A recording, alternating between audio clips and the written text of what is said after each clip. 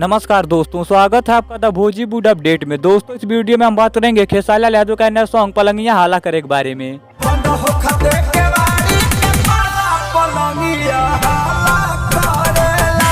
दोस्तों, इस गाने को लिखा है प्रिंस प्रियदर्शी ने और गाने में अपना म्यूजिक दिया है प्रियांशु सिंह ने। दोस्तों, इस गाने को यूट्यूब पर एंगल म्यूजिक के ऑफिशियल चैनल पर रिलीज कर दिया गया। आप जाकर इस गाने को सुन सकते हैं।